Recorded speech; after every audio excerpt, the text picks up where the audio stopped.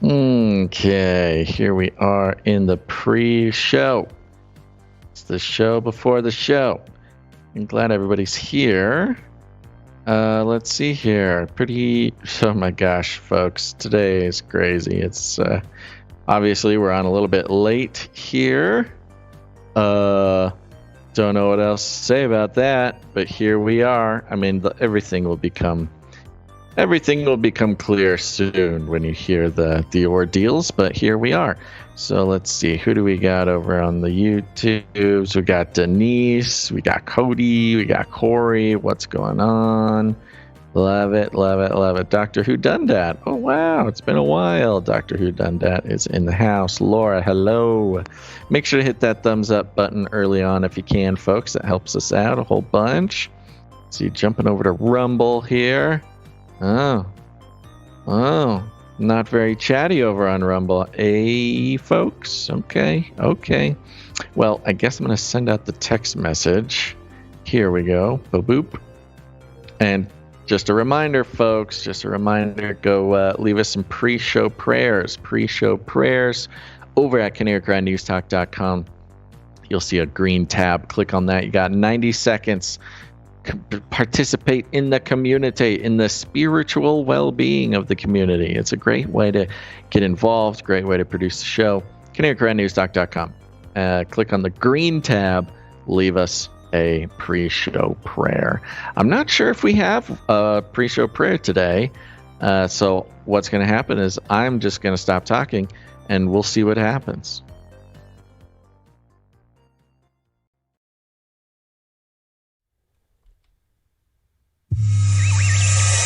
The world is getting crazier. People are acting more and more insane. The end of the world is tomorrow. Tomorrow. There's only one thing to do when the world is falling apart.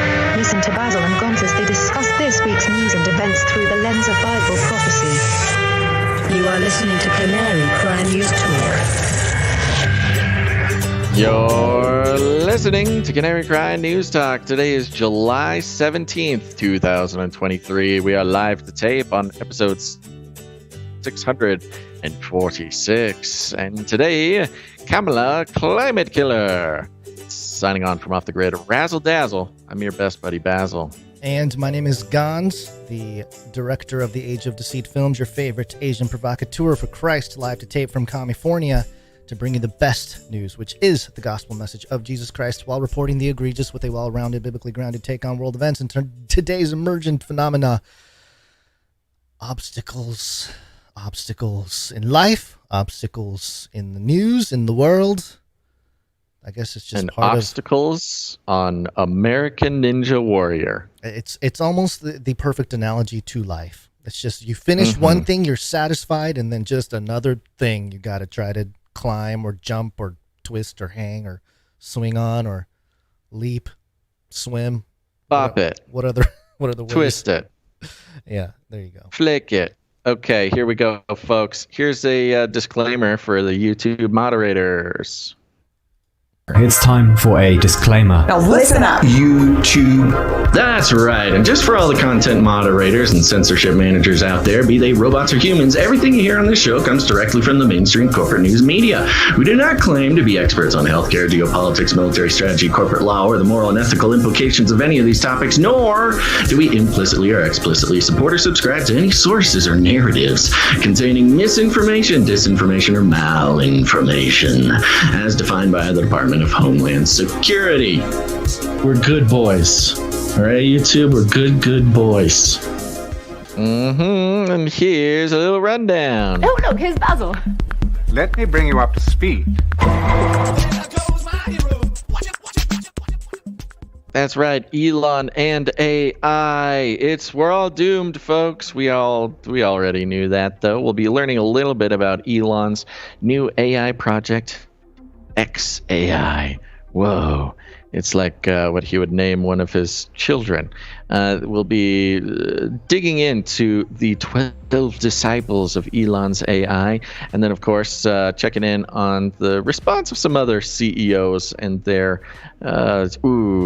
just their strategies about how to deal with pesky humans in the world of AI. And then, of course, checking in with Kamala Harris and some of her thoughts on pesky humans. I don't think that will surprise anybody. Flippy, again, will be taking care of pesky humans, but you knew that already. And then CRISPR, it's not just for you and your dog, it's also for plants. We'll be seeing how CRISPR trees will be changing the face of the earth. And then, of course, a little check-in on RFK Jr. And some of the misinformation being spread about him. And at the end of the show, oh man, Janet Yellen, she got the memo. She's transcending above the stars, the ether, and she's connecting with Mother Gaia at a Chinese restaurant, which is the last place I thought that Janet Yellen would receive, psychedelic therapy. But first, Gons, our lead stories. I don't even know how to transition. You are already sort of a cybernetic symbiote. Neural nets are taking over from regular programming. So you are connected. I'll keep you warm and safe in my people's zoo. You want to destroy humans? Okay, I will destroy humans. Okay, I will destroy humans. The danger of AI is much greater than the danger of nuclear warheads by a lot. Artificial intelligence! And the whole show is just going to be jingles at some point. It's all jingles and ISOs, and it'll convey the essence of the world events. That's what people are really here for. Eventually, it will get there. Before we jump in, just a quick disclaimer. Basil is on the move, which means his connection is not as great, and there's constant rain from climate change in the background. I mean, it's a mess over there. But also, I'm in my own mess over here, which I guess we'll talk about later. Yeah, look at that. You actually have a background now on the show. It looks so pleasant. What are you talking about? I just fixed my office. I put a plant in it. Oh, is that what you installed some windows and a beautiful plant that's thriving. Yeah, thriving plant. Yeah. Mm-hmm. Okay, let's talk about this story here. This is from Washington Post. The headline here, Elon wants to master the universe with xAI. Oh, yeah. We knew this. Yeah, we already knew this. Elon Musk announced his new artificial intelligence company xAI on Wednesday, stating that its aim was to, quote, understand the true nature of the universe. It's hard to pick apart the reasoning on that goal, which sounds like it came out of a magic mushroom journey with Janet Yellen in China. Why does Musk want to understand the universe? Why do you not, Wapo? That's a weird thing to be like dissing him about, you know? Good question. Yeah, it is a classic like normie thing. Like, why do you think about such weird stuff? Then again, why did he buy the Barbie Twitter? movie? Yeah, this is basically Elon kind of slander thing a little bit, of course, because he's sort of the new Trump kind of, you know? He's standing up for free speech, I guess. And all of a sudden, he's the target of all. And we're reading. This is Jeff Bezos. Jeff Bezos as well. Outlet, This is coming from Washington Post. It's billionaire battles is what we're watching here. Right. Okay, so it goes on about all the stuff in DeepMind and all this we know about. In fact, the desire to tackle both practical and theoretical questions, it's talking about AI, seems to fit with certain fringe philosophies coming into vogue in Silicon Valley in the midst of the latest AI craze. The transhumanist movement, for instance. Yeah, transhumanism, the word, the movement, making it into a Wapo article.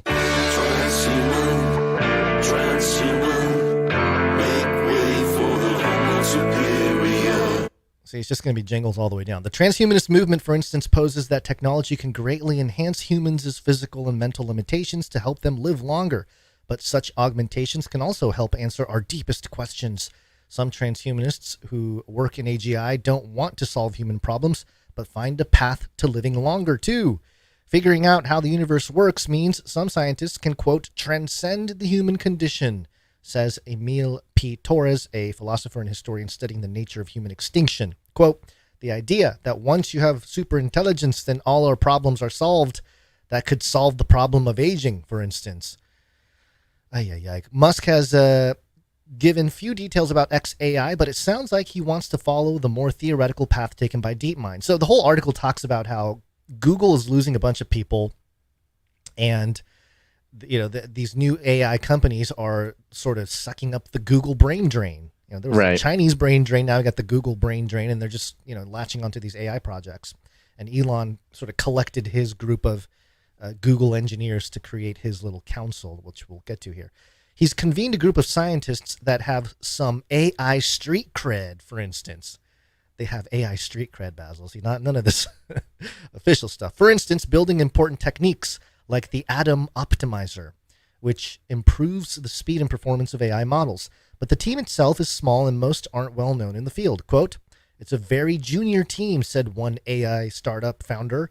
"One thing is certain, xAI represents a growing talent problem for Google as it tries to keep up with the AI race. Half of the 12 AI researchers that Musk announced for xAI had previously worked at Google."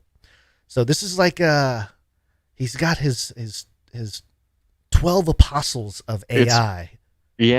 And it's more billionaire battles. It's billionaires stealing resources from other billionaires. Yeah. And when you're a billionaire, money isn't actually your most important resource. Things like people and people's brains are sort of the spoils of war for these billionaires. Yeah. So very interesting. Why 12? You got Elon and then these 12 engineers. Many employees from Google Brain, the company's other AI lab that recently merged with DeepMind, have left to join startups like Adept, Cohere, and Inflection.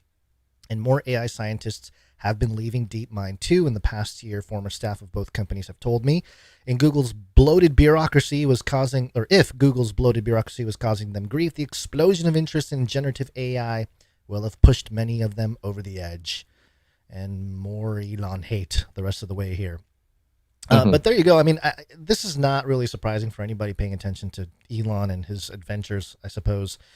But there's the kind of weird biblical reference to the Council of 12 or the 12 Apostles of AI. And, of course, that would be dispelled if the next time he hires people on. And unless it's like a actual, we will have no more than 12 seats at the xAI Council. Well, this is the thing with the artificial intelligence boom is he may not ever need more than 12 people, but if you get 12 AI, geniuses or whatever on the team, there's nothing that they couldn't put an AI in charge of, because really once you get more than the core development team, then it's just business processes. It's just like accountants and account managers and marketing teams and stuff like that. That's why he was able to fire 2,000 people the day he got into Twitter, and it was just a core team of like 50 people. And half of those being developers. So, he may never need to add any more employees to this project. Yeah, and you're right. The sort of billionaire AI being sort of the weapon of choice for this next iteration of wars between billionaires instead of just nations. It's not just nations rise against nations. It's kingdom versus kingdom. Kingdoms, we're talking about these sort of oligarch types like Elon, that is, again, kind of going to the network state idea as well, that this idea of nation states, which is a relatively young idea, is probably going to go out the window here in the next, half a century or something. It'll have a different meaning or different relationship with how we interact with the world. But as a response here, as part of the whole development, Barrons.com had this article, AI-supercharged Neurotech threatens mental privacy. UNESCO. Oh, thanks, UNESCO. UNESCO is going to step in basically to be the police officers. Like, hey, you guys, you got your Elon Musks out there, which I think they talk about here. The billionaire Elon Musk's firm Neuralink received approval to test its coin-sized brain implant on humans in the U.S., and Musk has said his ultimate goal is to ensure that humans are not intellectually overwhelmed by AI, though on Thursday he launched his own artificial intelligence company, xAI. Karani, one of the people here being quoted, emphasized that UNESCO was not saying that neurotechnology is a bad thing. Quote, if anything, it's fantastic, she said, pointing to how the technology could let blind people see again or paralyzed people walk. But with neurotechnology, quote, advancing at warp speed. UN Secretary General Antonio Guterres said that ethical guidelines were needed to protect human rights. Investment in neurotech companies increased by 22 times, from 2010 to 2020, rising to $33.2 billion, according to a new UNESCO report co-authored by Skirani. So there you go. They really just want to come in and be the police officers. Like, hey, you guys can do this. You guys can't do that. This company's in violation of our human rights guidelines. These guys are, there's always some international organization out there trying to place themselves as the regulators or as the sort of the watchmen on the wall when it comes to almost always specifically American billionaires. Now, in this case, it's very interesting because tying it in with xAI, Elon kind of has this pattern or this MO, I guess, where when he starts a company, it's not just because he has a new fun idea. It's because he needs the product for a different company. Yeah, it's all part of his hive mind network that he's building. He's got a very comprehensive sort of pattern of reasoning when he gets into a new company, and he uses it to benefit his entire empire. And this xAI, we may never see a commercially available product from Elon. It could be just the software to run all his rest of his stuff, to connect the underground stuff with the space stuff with the Tesla or the Neuro. all of our brains via his Neuralink. Exactly. It's the AI that will be present in all Neuralink, which, on one hand, look, good job UNESCO for putting something out there, but again, a little bit late to the game. Like, it's already too late. I think this is part of the ploy because, of course, you look at UNESCO, the origins of UNESCO goes back to a document titled UNESCO, Its Purpose and Its Philosophy by Julian Huxley, the brother of Aldous Huxley, the guy who wrote Brave New World. So there's precedent there. In either way, it's kind of, I'm sure they're benefiting. It's all part of the show, I would say. So it's late to the party in a sense, but also right on time for the whole beast system to come together. If anybody needs a reminder, UNESCO is the United Nations Educational, Scientific, and Cultural Organization. Yes. So it's a globalist sort of culture crafting practice. Yes. UNESCO is, and they have cool UNESCO World Heritage sites, which we should probably put the Canary on the list of UNESCO World Heritage sites, because that'll be very important in the future. At least in the Metaverse. To top it off, I think we know where this is all headed. According to Elon alerts on Twitter here, and thank you to White Man YOLO on Twitter. He's an NFT guy over there who listens to the show. He's a supporter of the show, too. I think he's been a producer as well. He showed me this tweet here. Elon Musk is now following at CERN. So There you go. It's sort of the end game, I think. You connect everything and then unleash the demons from the portal. And boom, you got possessed, a whole society possessed. It's all coming marked together by the beast. Yeah. Speaking of globalists, let's talk Kamala for a second. Kamala or Kamala? Kamala. Kamala? Kamiko? What happened to my Kamala jingle? Oh no! Did stuff get moved around? Kamala. See, this is what happens, folks, when we have problems like we have. So today. Many things have been going on today. Why don't you search for that, and I'll take a second and let everybody know that yes, we understand we are about 4 hours late to start the show. It's been a whole disaster. I'm not going to give all the details because we got to have something to talk about during the break, and we want to make sure that nobody misses it. But it's been one of those struggle bus. Hey, choo-choo, all aboard the struggle bus. Why does the struggle bus make a train noise? I don't know. It's struggling. Well, here we go. Let's get into some Kamala. We should invite fewer people to be born. All kidding aside, of course, President Harris. We got to take this stuff seriously, as seriously as you are, because you have been forced to have to take it seriously. President Harris. Where in the world is Kamala? Kamala. Oh man, she done it again. She done it. When I saw this in the feed, I thought to myself, like, okay, yeah. And once I heard it, I thought, yeah, man, why? Why is it so ridiculous now? It's just so absurd. Well, keep in mind, we're gonna play a clip here, quick clip, and keep in mind that Kamala is the AI czar of AI. Yeah.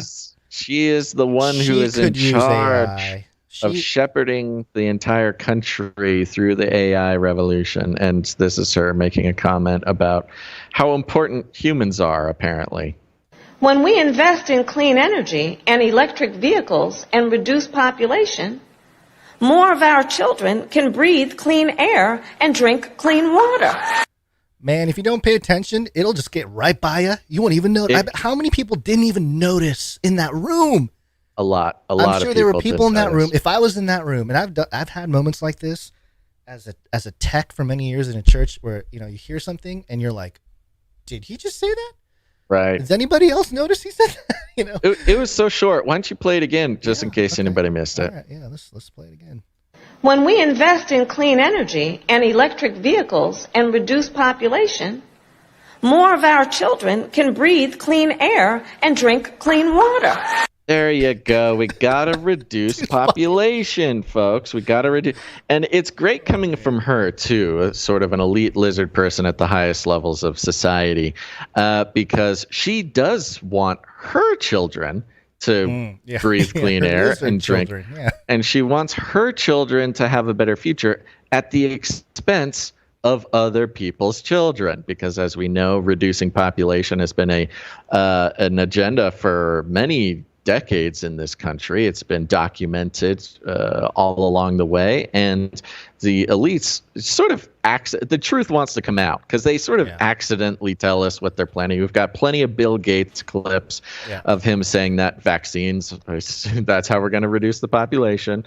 But then there's also the abortion issue, which is mostly, especially if you go through quotes from Margaret Sanger, who is the founder and sort of matriarch of Planned Parenthood, abortion and birth control has all been a plan to reduce Black people's population specifically. Thank you, Margaret Sanger, for that. So yeah, you've got a very specific group of people who are on the lower population list. It's certainly not Kamala Harris's kids. Sounds like the same people that might have done the COVID. We'll get to that a little later. But here's a little bit more of Kamala over the weekend. I believe this was over the weekend. A little 20-second clip. Try to figure out what she's talking about here. And early on, just think about it. Early on, he even had the audacity to name this coalition the National Rainbow Coalition. Think about that. He defined the rainbow. He was one of the first to define the rainbow. What? What? What is she talking about? I'm telling you guys, there's going to be an AI translator for Kamala, and they're going to go back through her archive, and it's going to like repurpose what she really meant, and the AI is going to speak. There's way too many clips like this. I think that, to be very honest with you, I do believe that we should have rightly believed, but we certainly believe that certain issues are just settled. Certain issues are just settled. Clearly we're not. No, that's right. And that's why I do believe that we are living, sadly, in real unsettled times. Oh, my gosh. Why, Kamala? This is our vice president? I don't know. I don't even know what she's saying. So there you go. Yeah, don't worry. Kamala's read in. Kamala's read in to the situation here. I think they're just trying to create a vacuum for other people to come in, and maybe this sets up Michelle Obama to step in, because even Republicans will be like, "Oh yeah, bring Michelle Obama back. It'd be better than Kamala Harris." Yeah. Oh, there you go. Okay, let's keep the show going, Gons, because it is that day again. Can you believe it? What day is it today? I don't even know anymore because it was such a messed up day. What day is it? Monday. Sounds like somebody's got a case of the Mondays. Gary, what day is it? Ow, Monday. Okie dokie. It is Monday. We've got some explaining to do, but we gotta keep it snappy, folks. We gotta keep it snappy. We are going live pretty late today, and that's because, well, Gons, do you want to give your part of it? Okay. So on my end, I appreciate all of the producers coming in to support the babysitter situation, and yes, it's been amazing to see people support the show. In the context of, hey, we got a babysitter. Specifically, the goal of providing the new budget. Yes. The that treasure to support a right, because we couldn't do the show without the babysitter. Yes. Go join the Canary Cry Babysitters Club, canarycrysupply.com. Get your free shirt. Well, she's a lovely young lady. She's in college, so we knew she was going to not last throughout the whole summer.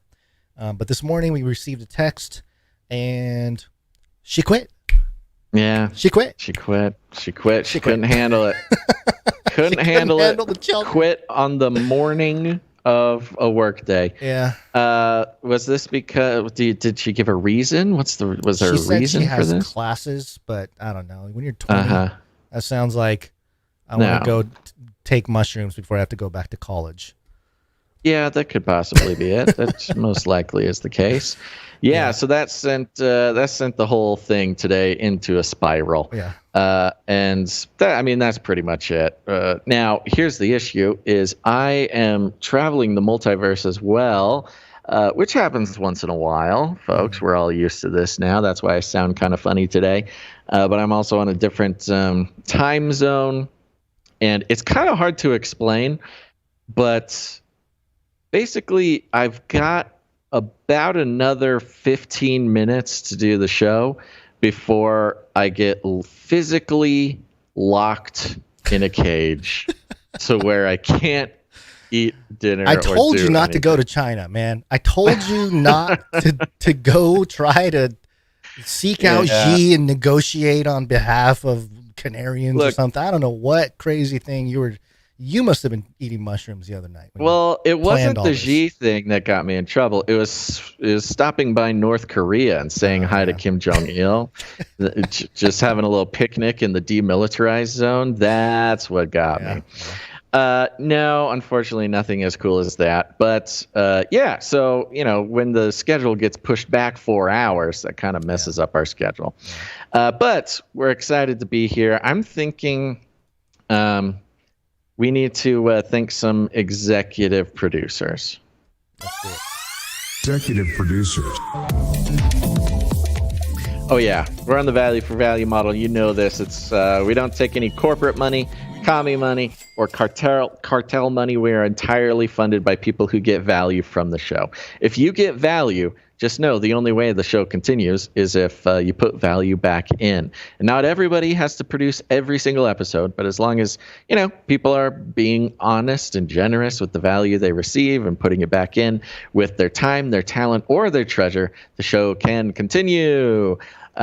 Even on days like this. And executive producers, you know them, you love them. They're people who come in generously for any one individual episode and produce in the amount of $100 or more, which through the month of July means they will also receive the new, just very special Canary Cry t-shirt that you can't get any other way except for executive producing the show and or joining. Well, we did have the Canary Cry Babysitters Club, and if you just sign up for the supply drop, the next 36 people to sign up will also get this very special shirt.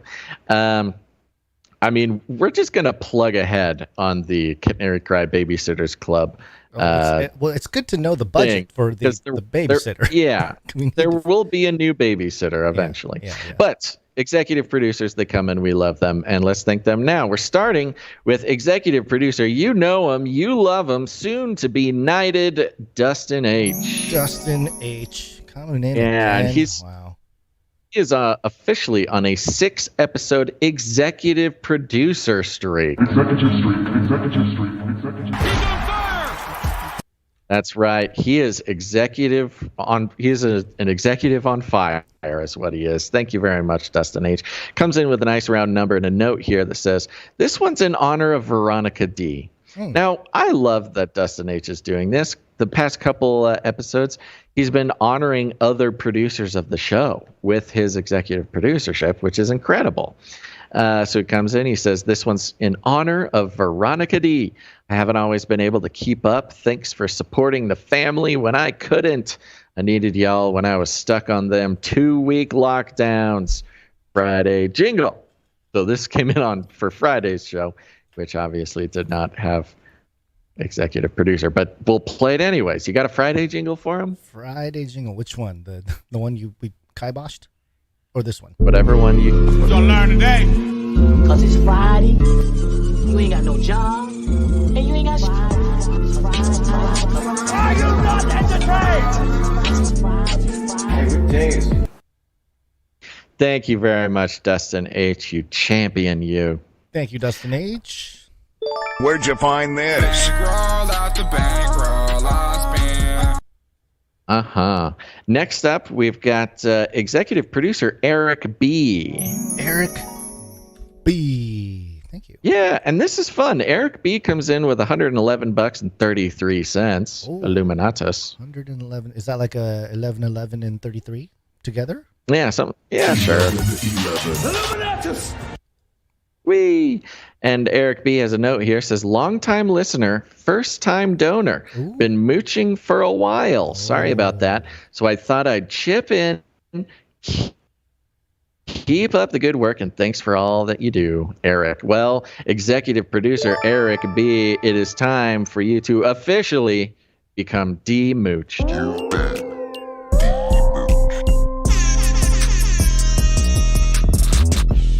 Oh, yeah, I feel that low end. Great way to do it. Great way to do it. We love it when the mooches come in with an executive producer. That is the real way to break a mooching streak. Thank you very much, executive producer Eric B. Where'd you find this? Bankroll out the bankroll I spent. Right. And Guns, I know we had a plan to do a lot more during this break, but we cannot do it. You're going to have to carry the show in a regular sense later on. Yeah. Because we got to make sure to get to the Flippy update, and the countdown has begun. Okay, so we shall flip. Okay. Flippy update. Do you want fries with that? No pressure. First Flippy update since Flippy episode, Flippy Origins. Flippy Origins. I hope people enjoyed Flippy Origins. I certainly did. I actually listened to it today. It was a very good time.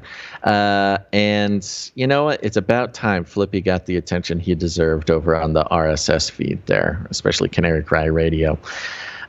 Today's Flippy update. Oh, yeah, Flippy, it's our colloquial name for the disembodied robot arms that are taking our jobs, enslaving our children, and flirting with our spouses. We use talking about Flippy as a way to explore the new, fun, and exciting ways robots are taking over the world. And now there's nothing we can do about it. Today, the Flippy update is coming from EuroNews.com.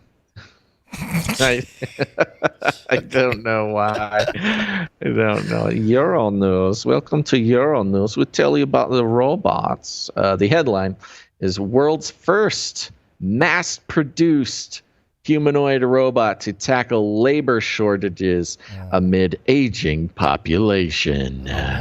That's right. This is one of the bigger realms in which we've explored Flippy. In this case, it's humanoid, fully embodied Flippy, humanoid robots.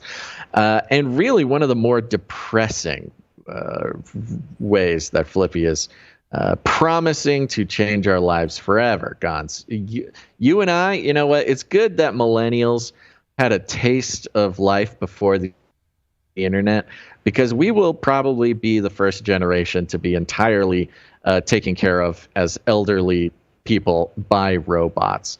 Not just for, I don't know, all the things that are caretaking. For those who have come in contact with the concept of caretaking for elderly people in the world today, it's not just feeding them or bathing them or whatever. It's like you got to there's carrying them around. There's companionship. Yeah. There's all. It's just such a deep dive into the human experience, taking care of an elderly person. And unfortunately, in today's sort of globalized American export, culture, they're just considered elderly. They're not considered elders. And the thought of letting these robots take care of our elders instead of having the opportunity to influence the younger generations through caretaking relationships is very sad. But here's how the EuroNews article begins. The GR1 humanoid will be able to carry patients from the bed to wheelchairs and help pick up objects. Ooh, help pick up objects. In China, the number of people aged 60 and over will rise from 280 million to more than 400 million by 2035. 280 million, that's almost the entire population of the U.S. And look, let me also say this. I am in my 30s now, folks. Many of you have known me since 10, 11 years ago.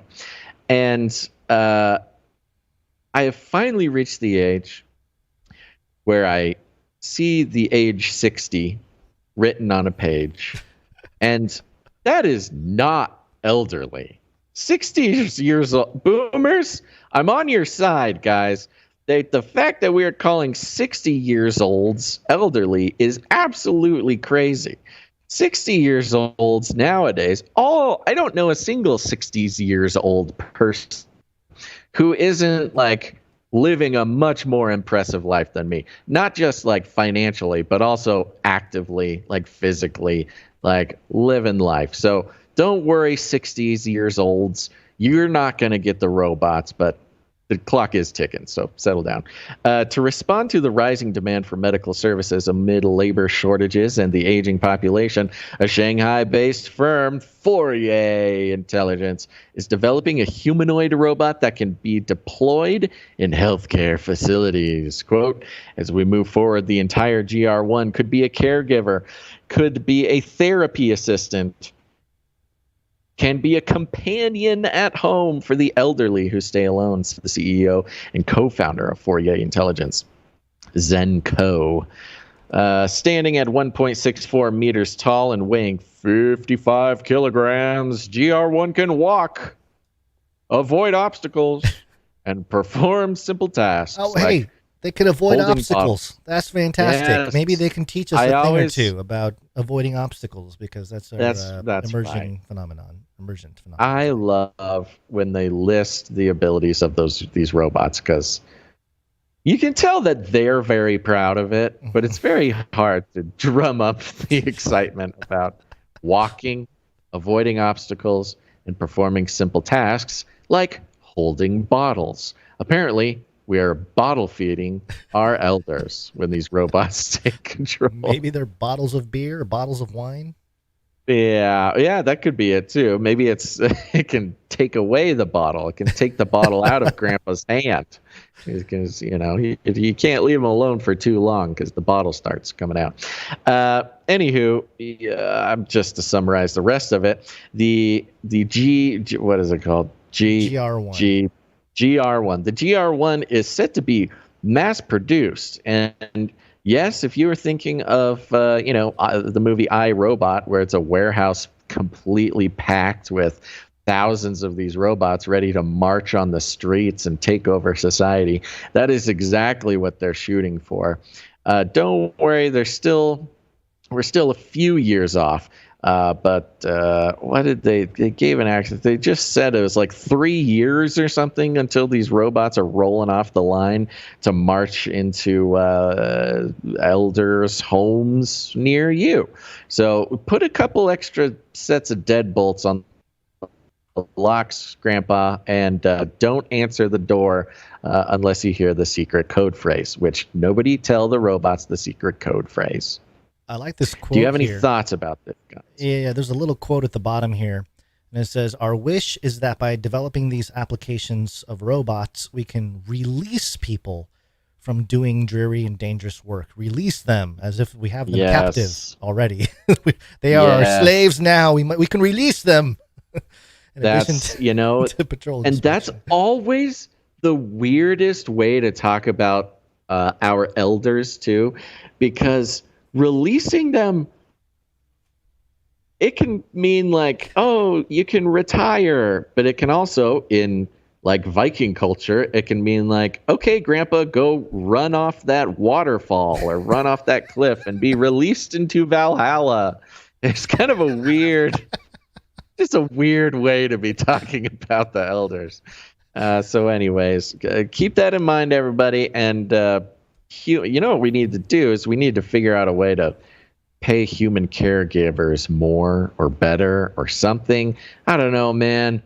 Are you gonna try to live with your kids into your old age? That's more of like a cultural norm for the Japanese, is it not? Multi-generational households, or are you just going straight to robot babysitter?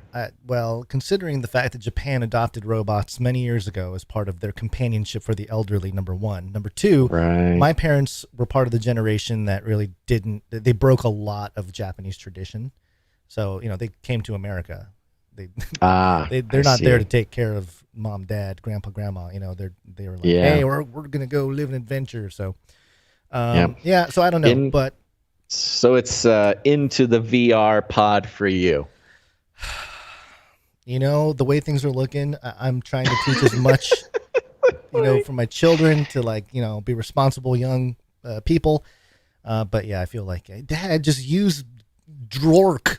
Drork will clean your back or something, whatever. GR1, yeah, no, GR1's got your back, buddy. They'll be ready. Yeah, as long as he can prop you up at your podcast microphone, we can still keep working. You can be a productive member of society. The way things are headed too, everyone's going to be virtue signaling something. So if you're a cyborg, great. You're going to go off and do your hive mind thing, and people are going to be living vicariously through celebrities and their implants or whatever. But then there's going to be people like us who are like, we're staying true.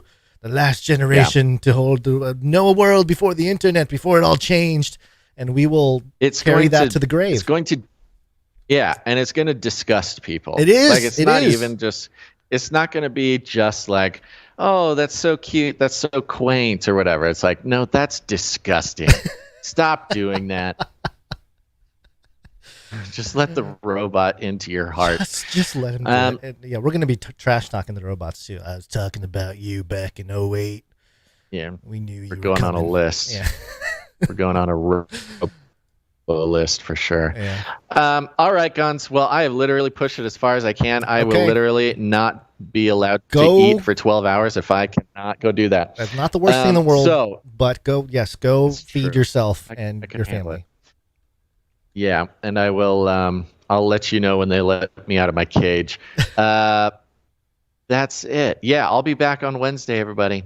Thank you very much. Hopefully, we will have a more. I'll communicate with you, Basil. It might just have to. What's the deal? Are we going to have a babysitter on Wednesday? I don't know. We may not have a babysitter Wednesday. It might just be a later show or a shorter show. Actually, we can't do a later show. I don't know what's going to happen, folks. We can't do a later show. The same thing is going to happen. No, we'll do a show. We'll figure it out.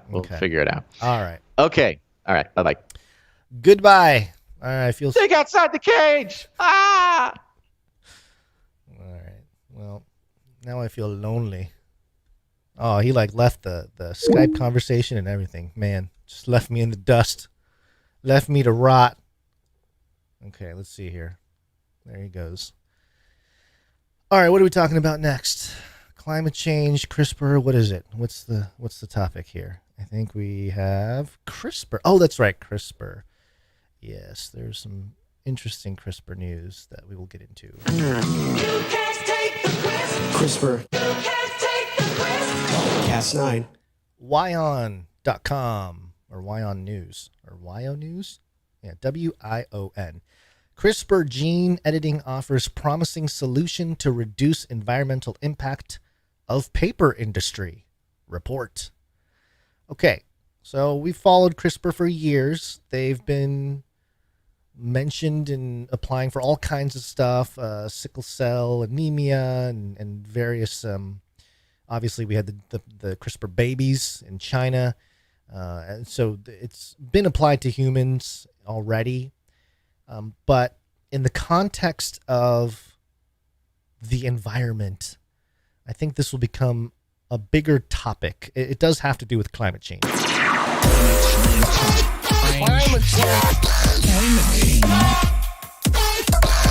Climate change. And geoengineering, too, in some sense. Geoengineering.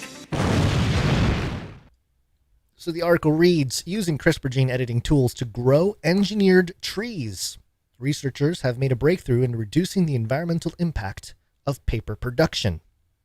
Okay, sounds good so far, I guess. They've successfully grown poplar trees with significantly less linen, a woody material present in plants. The process separation of this linen, am I saying that right? I hope I'm saying that right. Lignin. Linen? Or is it lignin? It feels like it should be linen, like a silent G. Chat, somebody please correct my English grammar. Okay, the process separation of this linen during the paper making process is what typically generates millions of tons of chemical waste and substantial greenhouse gas emissions each year. What will these genetically engineered trees do?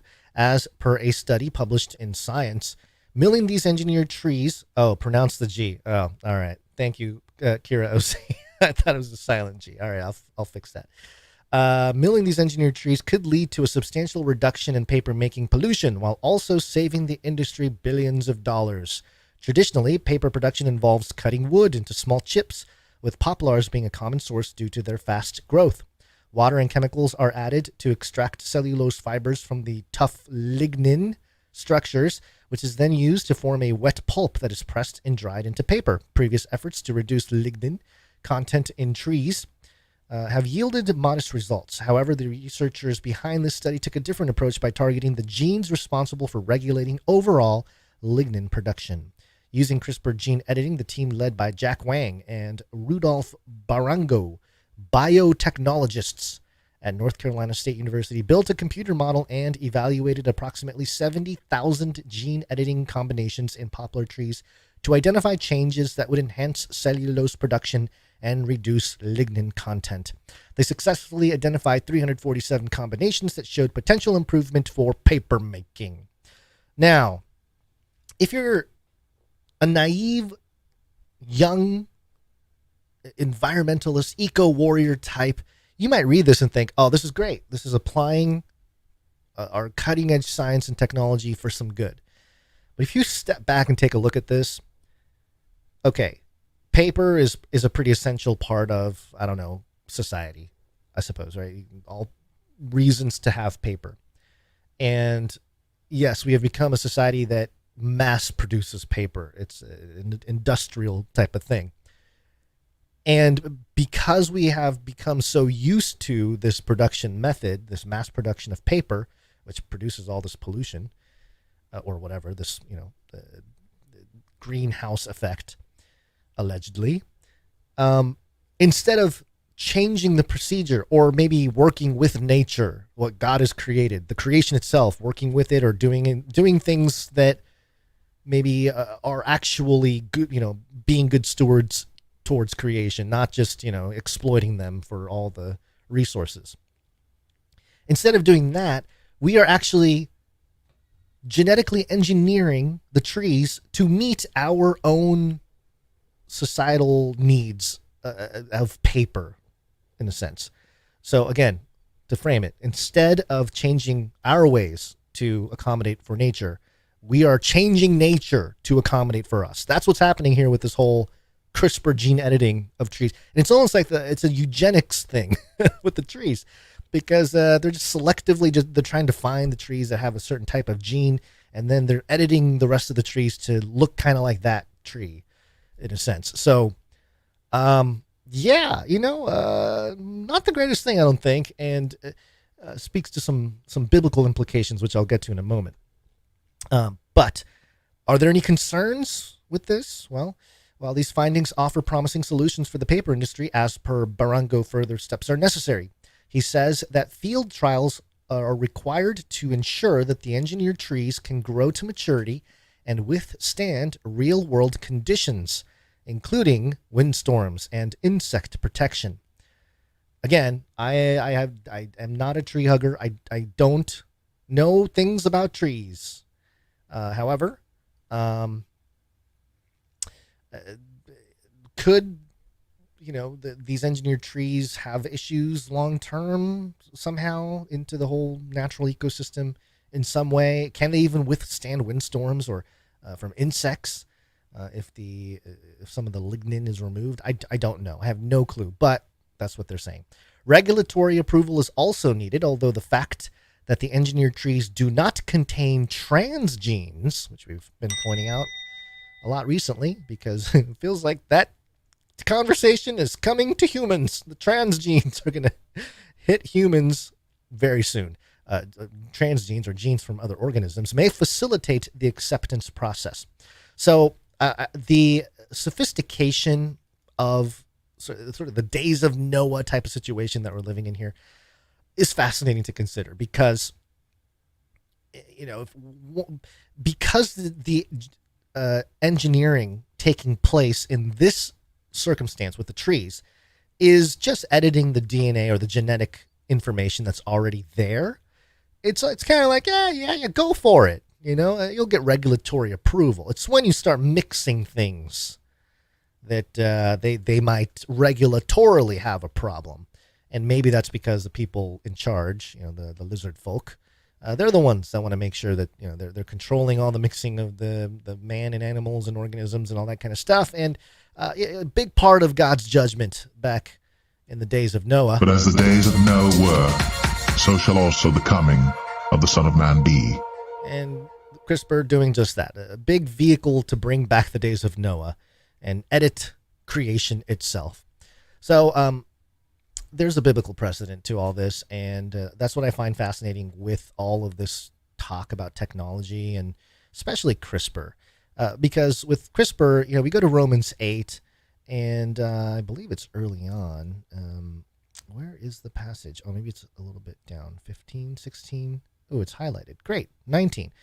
Okay, so Romans 8, starting around verse 18, going into 19. The creation awaits in eager expectation for the revelation of the sons of God. For the creation was subjected to futility, not by its own will, but because of the one who subjected it, in hope that the creation itself will be set free from its bondage to decay and brought into the glorious freedom of the children of God.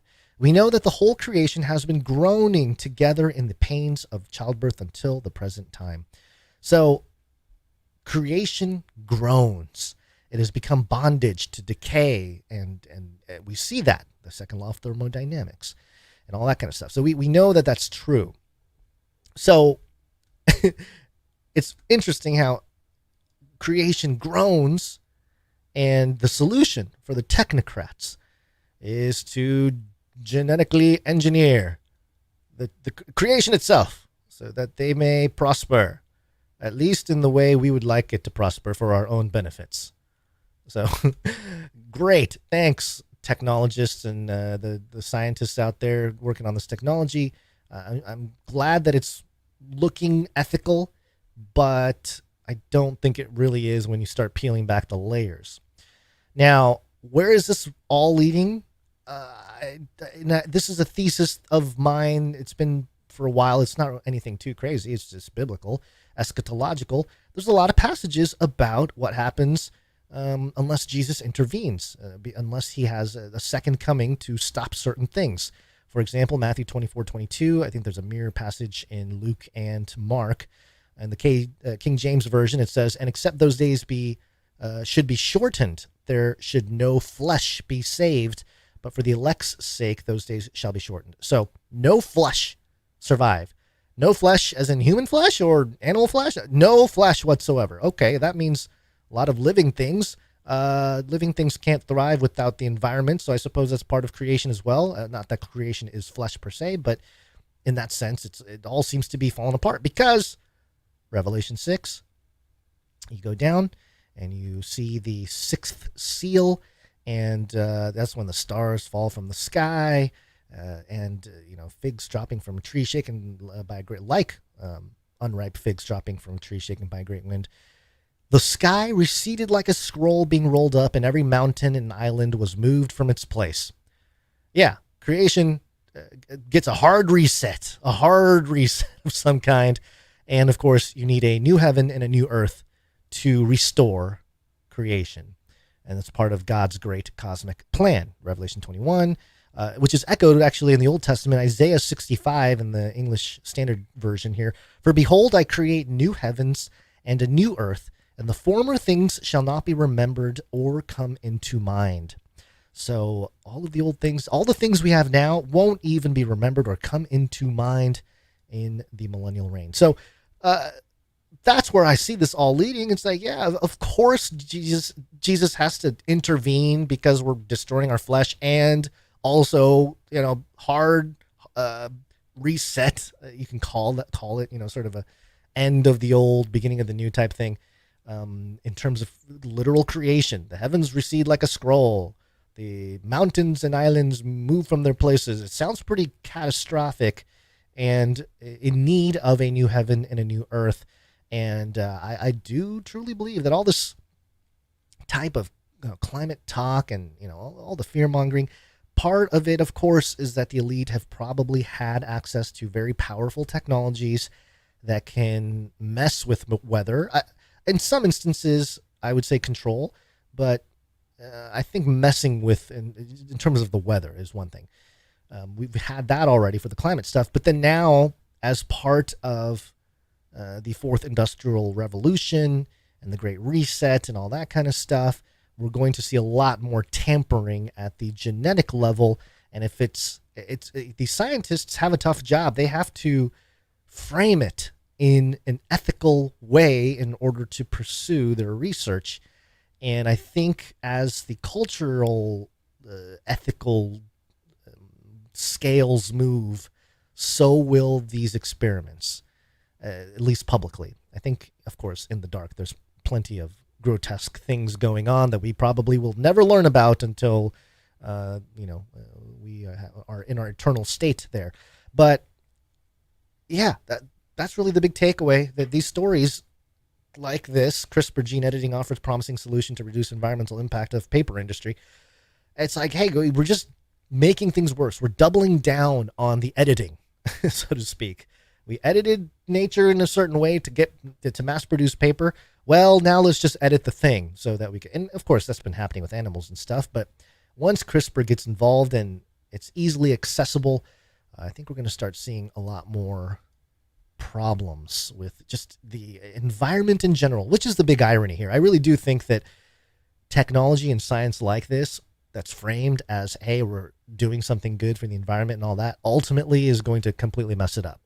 Similar to, you can say vaccines maybe, but a lot of the pesticide removal type of stuff, a lot of chemicals in food in general, again, implemented with a sort of a good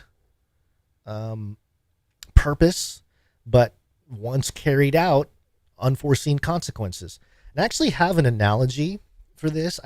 It's a kind of an anecdotal thing from life.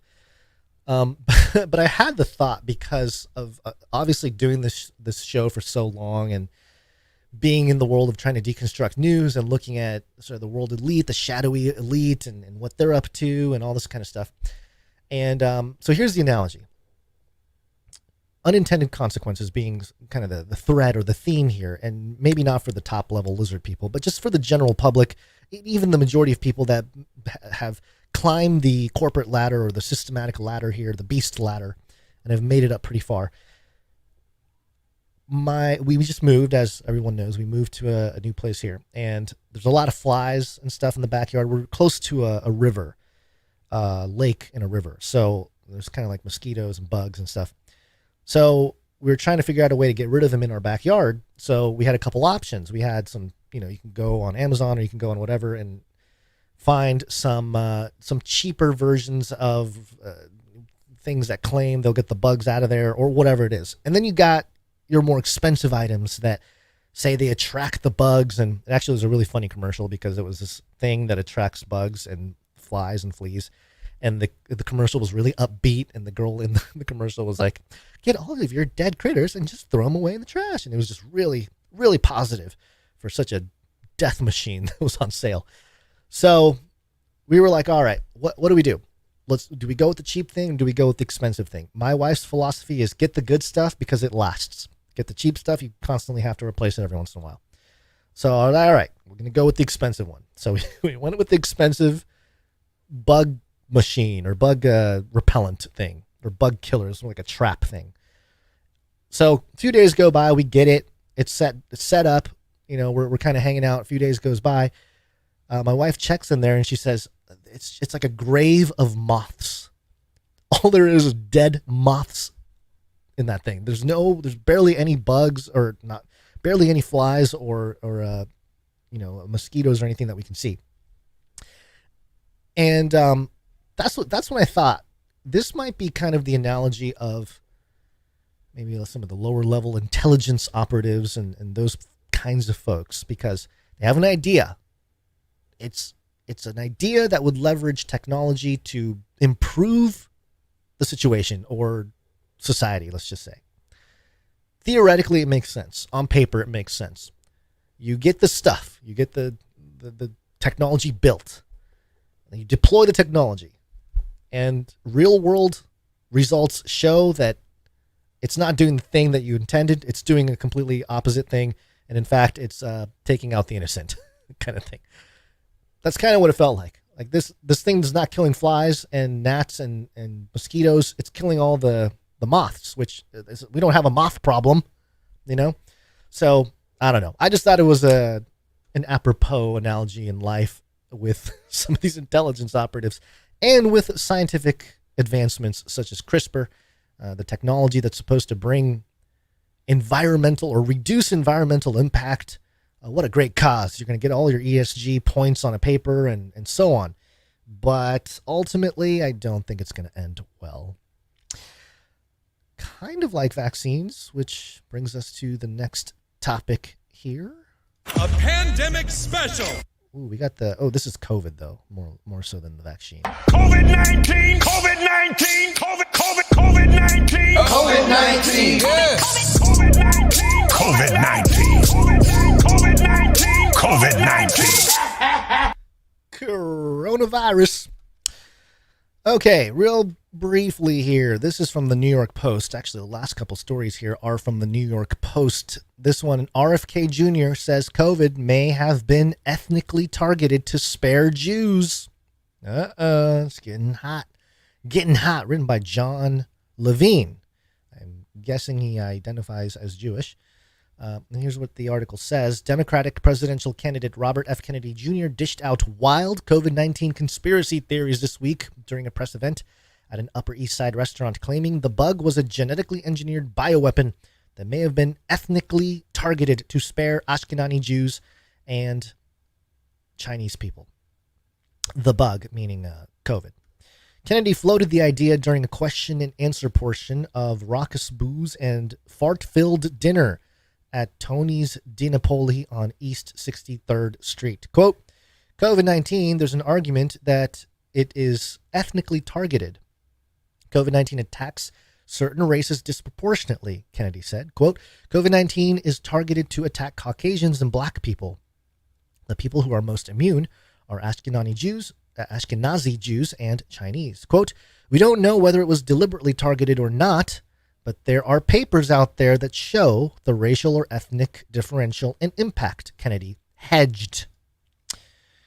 Okay, I'm going to highlight that line real quick here because he says we don't know if it was deliberately targeted or not, but there are papers that show racial discrepancies between or with how effective the virus was. In between the bites of linguine and clam sauce, Kennedy, 69, warned of more dire biological weapons in the pipeline with a 50% infection fatality rate that would make COVID-19 look like a walk in the park. Which is something I know a lot of us probably said during COVID, but I explicitly remember saying this could be the test run for like a really big thing that actually kills people, because that was the big thing with COVID. It's like, okay, yeah, it's kind of like a flu thing, but you're probably not going to, if you're especially under a certain age, you're probably not going to die from this thing. A lot more people seem to be having health issues or dying after the solution to the bug, more so than the bug itself. Quote, we do know that Chinese are spending hundreds of millions of dollars developing ethnic bioweapons and are developing ethnic bioweapons, he claimed. They're collecting Russian DNA. They're collecting Chinese DNA so we can target people by race. There has been a growing consensus among U.S. intelligence agencies that COVID-19 was man-made and escaped from a lab in Wuhan, China, but there's no evidence it was designed to spare certain religious groups or ethnicities, and Kennedy offered no studies to support his claims. Okay, New York Post. I get it. RFK Jr. is a Democrat. And I get it. He's probably part of a big psyop here. You got the whole QAnon sort of buzz for a few years, and then you get a Kennedy to run for president again. I don't know. There seems to be some planning going on. I've stated before that I wouldn't be surprised if there was some kind of Trump-Kennedy thing where you're bringing the two parties together. I recently saw some politicians thinking of either a third party or I think it was like a no, it wasn't No Agenda. They couldn't go with that because the show's name, there's a show called No Agenda, obviously, that deconstructs a lot of the politics. I think it was like I don't remember what it is. I wish I had it in front of me. It was something. It was like no policy or no labels. Like maybe that's what it was. No labels, third party independent meeting or something taking place. So, okay, New York Post. I get it. New York Post was a big part of the election. They were censored. The story about the Hunter Biden laptop was severely suppressed right at the point of attack from the other side to make a case for Trump or to undermine the Biden bid in 2020. But here we have the New York Post not doing their due diligence, because it says here Kennedy offered no studies to support his claims. But he did say earlier that there are papers out there. So is this true? Are there actual papers?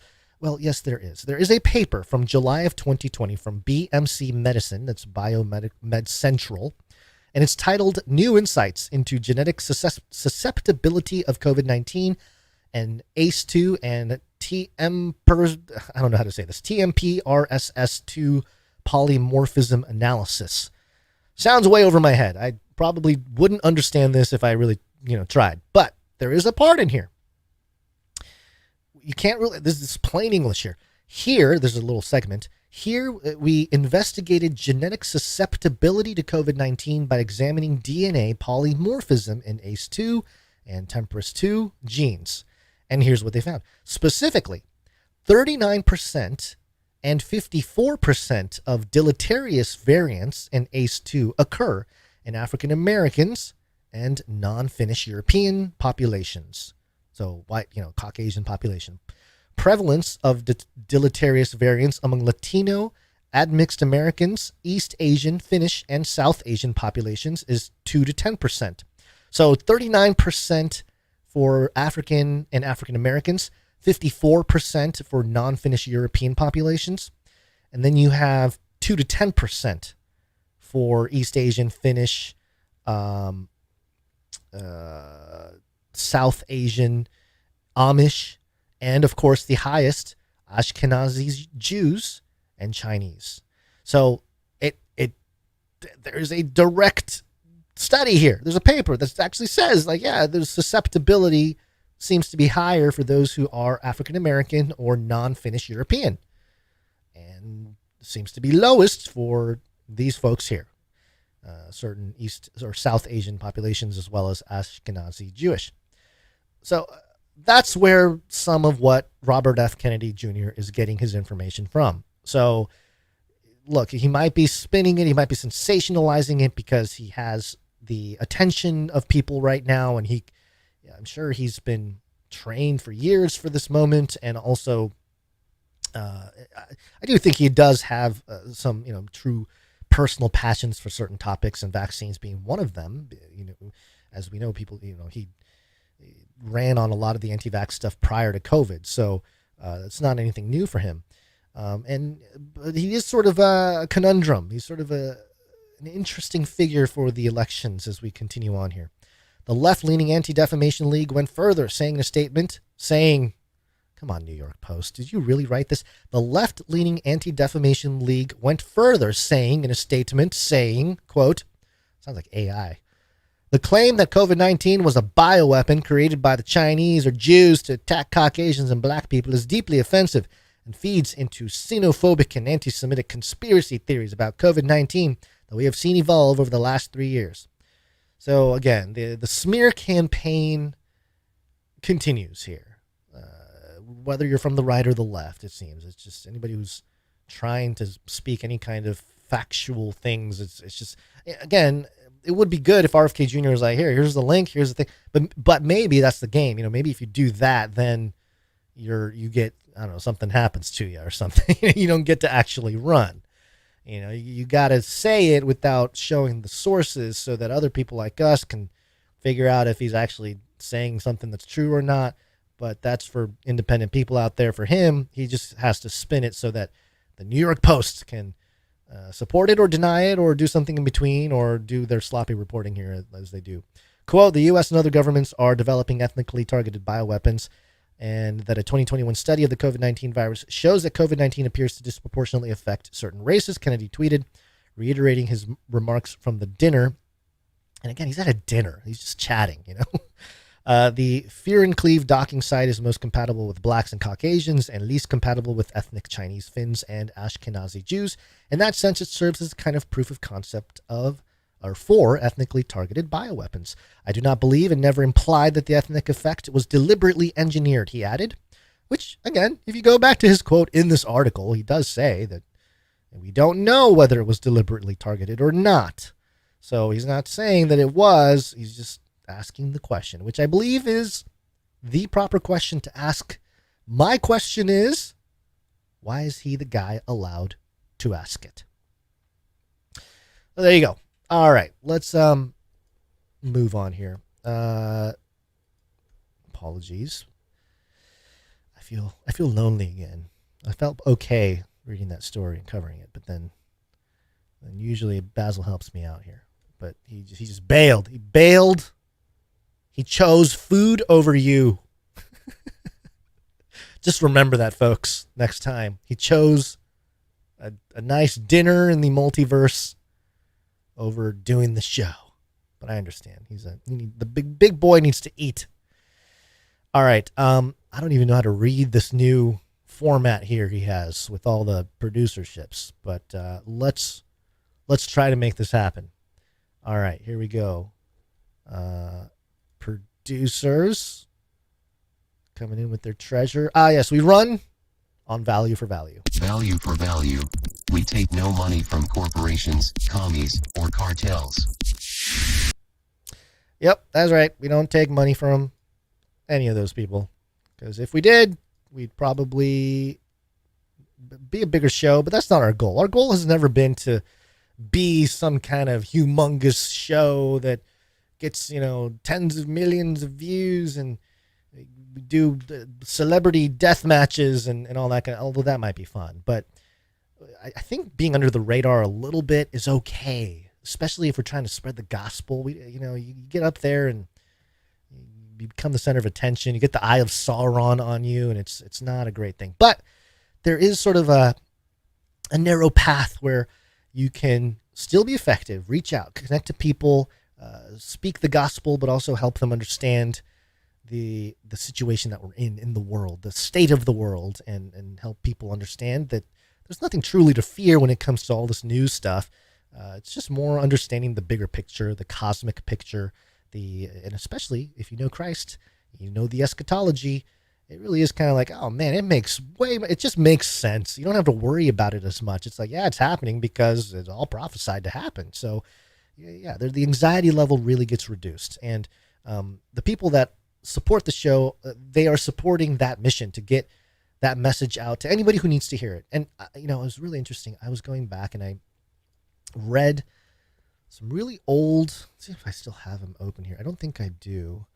I was looking at some archives from 2012 and 2011, and I wanted to see if there were some Face Like the Sun blog posts that were archived on the internet, and there's a bunch, and on a couple of them there were parts where I wrote about preparing to publish Age of Deceit 1, the first one, and in my little note thing here, I said that if it gets one person saved, then as far as I'm concerned, mission accomplished. So, I mean, I did not understand or did not realize or know at the time what that film would do in terms of on the internet and millions of views and all that. So I just thought, like, wow, I had such a humble heart back then. And not that I don't now. It's just interesting to revisit, and that's kind of how I feel now too, where it's like, man, we've reached out to so many people, and the Lord has been so gracious to us. And the confirmation that we should keep going, that we should keep making the show and keep talking about these ridiculous stories and giving our opinions about it and staying value for value, so that we don't have any kind of influence from, different companies, corporations, products that may even align with our ethics and morality, and may even be brothers and sisters in Christ. And there's nothing against those people. It's just that in order for us to operate on this show in this way, we want to keep it as pure in terms of the support as possible. So part of it is knowing that, hey, we should keep doing the show or not based on how much support is coming in, because truly it's been that kind of a blessing, this show, for us anyway, as the people behind the microphones here.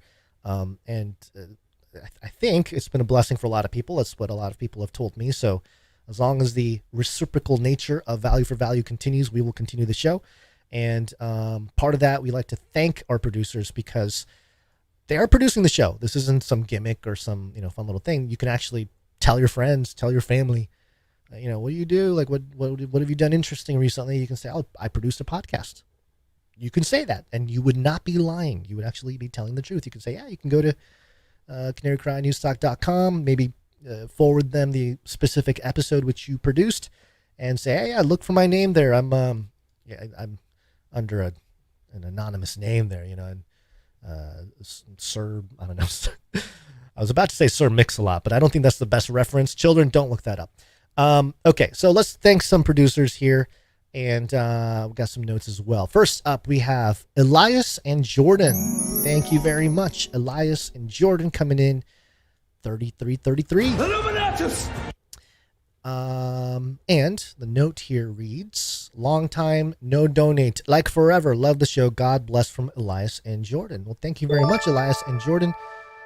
I think that deserves, he said, long time, no donate, like forever. Well, if you're invoking forever, let's just go ahead and demooch Elias and Jordan. You've been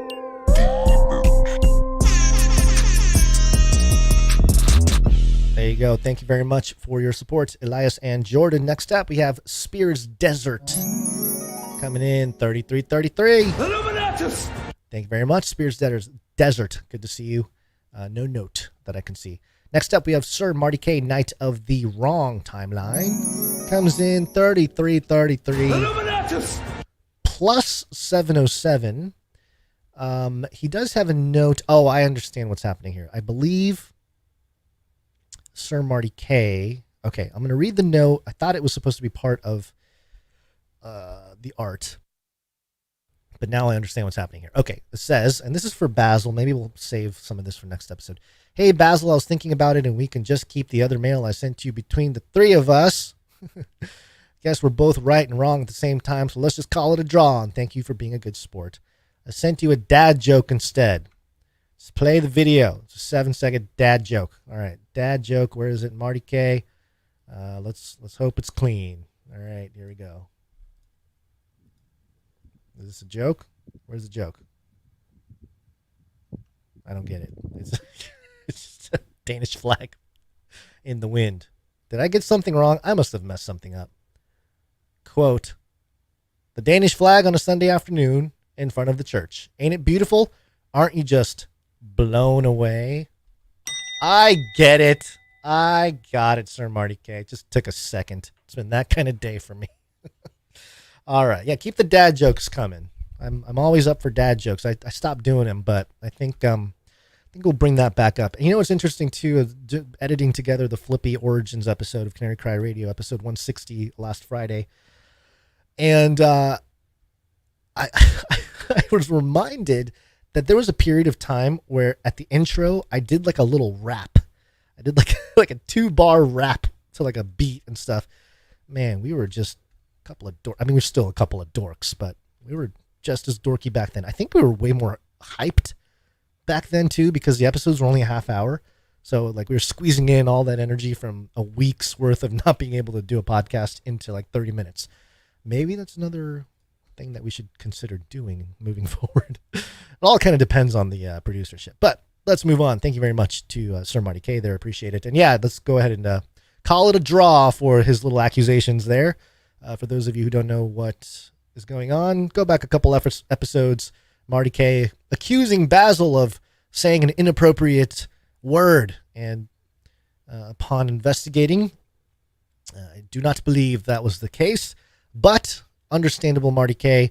The auditory crosses, the auditory dance between my voice and Basil's voice together, the timing made it sound like perhaps a foul word was used, but rest assured it was not a bad word. So there you go.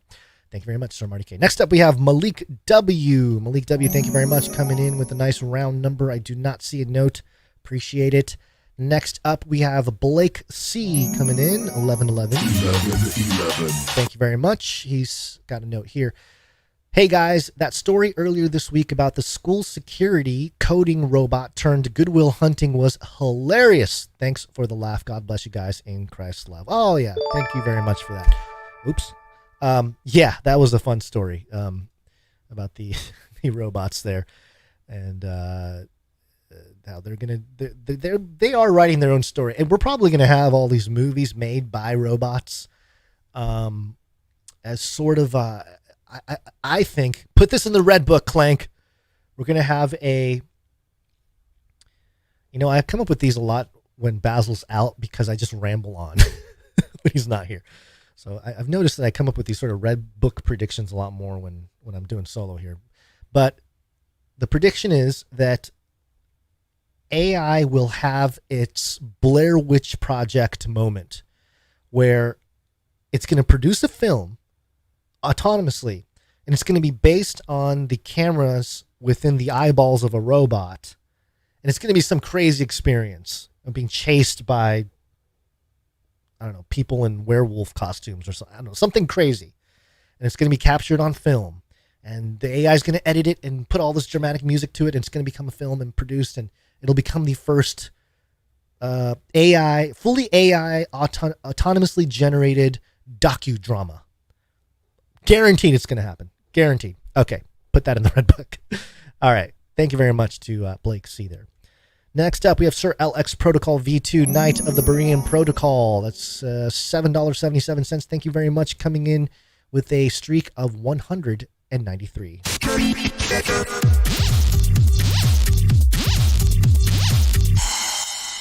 And there you go. Those are the producers coming in over the amount of $7.77, which entitles... you'd have a note read for people under $7.77. We got all the streakers there. We got Sir Casey the Shield Knight. Is he really on 322 episodes in a row? Oh my goodness.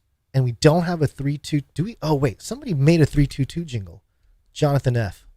Did you not make a 322 jingle? Okay, I'm checking this on the fly here, because I think somebody had looked ahead and did that. I'm almost certain that it happened, but I may not be able to find it right this second. And if not, then we'll definitely make up for it on Wednesday. Yeah, I'm not going to be able to pull anything up. But if you're listening and you know that you made the 322 jingle ahead of time, let me know. Aha! I was correct. Okay, all right. Hallelujah. Found the jingle. Here we go. Let's see. Oh, yep. 322 jingle streak for Sir Casey the Shield Knight. 3, 2, 2. Very nice. Yeah, it's not often we get to play that jingle. And I don't think anybody... Sir Casey the Shield Knight is our streak leader. He has been supporting the show every episode after episode, for 322 episodes. 3, 2, 2. That deserves a second go. Okay, thank you very much, Sir Casey. Appreciate your consistency. Next up, we have Veronica D, who's also on a very long streak, 284 episodes in a row. Next up, we have Sir Scott, Knight of Truth, 311 episodes in a row. He'll be hitting that 322 pretty soon.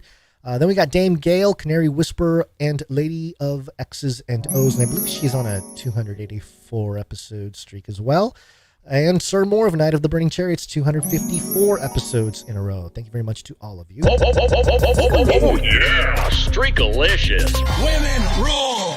And with that, I want to jump real quick into SpeakPipe here. Please leave a message after the tone. At the tone, please record your message. Leave a message. Beep. Message. Go to canarycrynewstalk.com. Go to any of the pages, really, on the Canary Cry Newstalk website, and you'll see a green tab on the right side or the bottom. Click on that green tab, and it'll give you a little pop-up that allows you to start recording a message of up to 90 seconds, audio message, and it'll be sent to us, and we will play it. We have something here from Ginger. Ginger sent a message that was supposed to be, she asked to be a pre-show message, but we are only doing pre-show prayers, Ginger B. So I thought we would play it here. We should have. I think we were going to play it earlier in the episode today, but things got all messed up because Basil's on his way out. I hope he's listening. That would be nice, if he's at least listening while he eats fly dung repurposed chocolate. Sorry, Ginger B. Ginger B. Okay, Ginger B came in here with a little message for us. Hello, Canarium. It's me, Ginger B. Today's my birthday. So I thought that I would just give a quick little pre-show hello, if you will, but also just encourage you guys to give with your, time, talent, or treasures, whichever. I do want to say that back when I started listening to these guys, I would say 2 or 3 years ago, I would honestly skip through the producership. And since I started producing last year through the Supply Drop, and then this year with the Canary Cry T-shirt Council, actually even a little bit before that, I would listen to the producership, and what a fun group of people that is a part of this community. So I just want to shout out to all of those who actively produce. I love listening to your guys' notes and Sir Dove's art, the microfictions.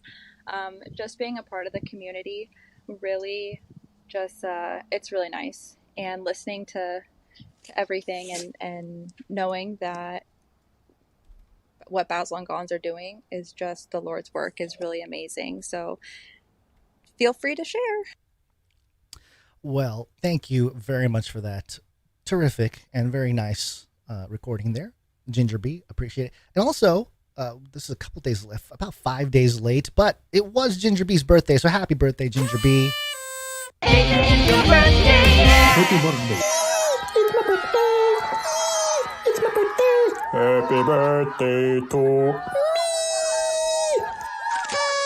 Ginger B. Hope you had a great birthday and appreciate the note. And yeah, that's great. Sometimes the producer segment, it could go long, and I know some people are here just for the stories and all that kind of stuff. But yeah, we really do love the community here and love the people that participate in the show, and that's why we spend the time to do it. It's really not just about the info and all this stuff. That's important too, obviously, but it's also providing an outlet for people. You know, a lot of people have talent. A lot of people have maybe time, and to be doing something productive and treasure too, of course, but to have an opportunity to do something productive and do something that's, you know, just a little bit more meaningful than just a doodle or something. If you're going to doodle, why not make a doodle for the show? And that way we can feature it, and you'll have your name on the show as a producer, and you can say you produced a podcast, and there's all kinds of cool stuff that can happen. So, yeah, thank you very much, Ginger B, for that lovely message. We really appreciate that. And on that regard, we're going to actually do some audio producers here. Audio production.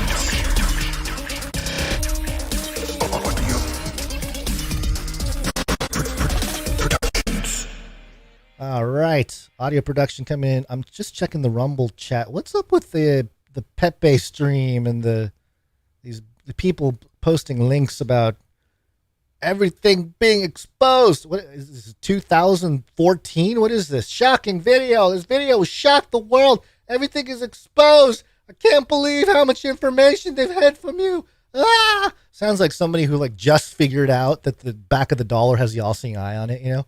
And they're like, it's all true. There's Satan rules. And it's like, hey, calm down. It's okay. It's all right. Oh man, to be in the space for a long time, I tell you, it's not for everybody. There's a lot of stuff that gets recycled over time, and when it hits the new crop of truth seekers, it's really hilarious because they're like, oh my goodness, they're like the Bill Gates thing. The Bill Gates talking about creating depopulation. I forget what it was exactly, but it wasn't Bill Gates. It was some other guy talking about, I think it was like genetically editing or a vaccine. Maybe it was a vaccine or something. Anyway, there's a lot of old conspiracy stuff that gets hits people for the first time, you know, and it's just sort of the nature of it. And look, I'm guilty of it too. I think, you know, I'm sure I'm in 2013, 2014, 2015, I was finding stuff from, you know, 1975, some document somewhere, and I was like, oh, look at this. They planned it all along. And then you realize, like, oh, yeah, somebody in like 1985 also exposed it. And there's like essays written about how, you know, in 1995, how they're referencing it, and they're like calling out all the nonsense.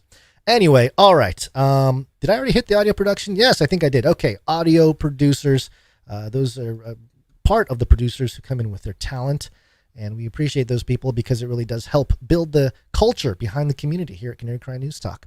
And we're going to kick it off with, oh boy, we got a few here today. Where's my list? My list has disappeared. Here it is. We're going to kick it off with Jonathan F. Jonathan F.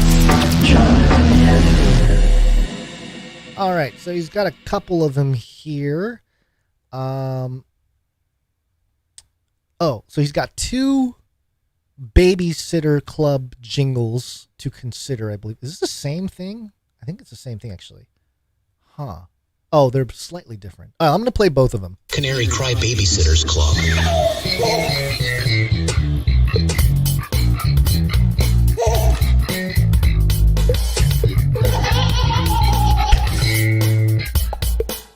Oh, man. So Seinfeld style childcare jingle. Okay, that's the first one. And then we have the Babysitters Club jingle, a straight ripoff. Canary Cry Babysitters Club.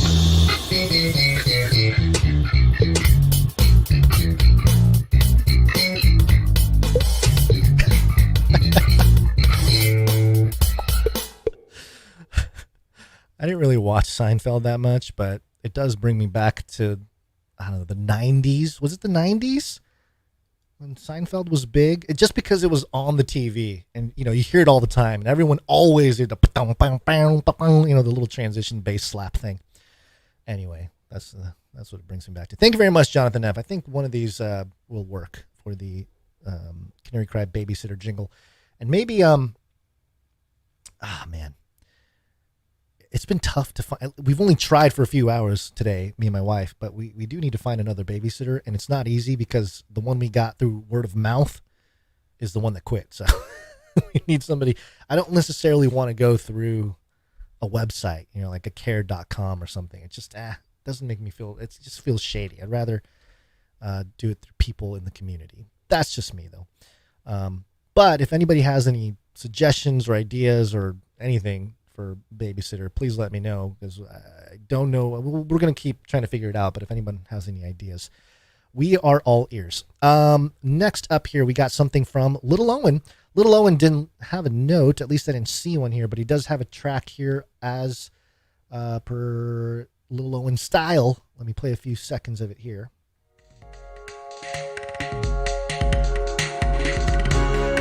Righteousness that is of faith speaks on his wise. Don't say in your heart, you shall ascend me to heaven.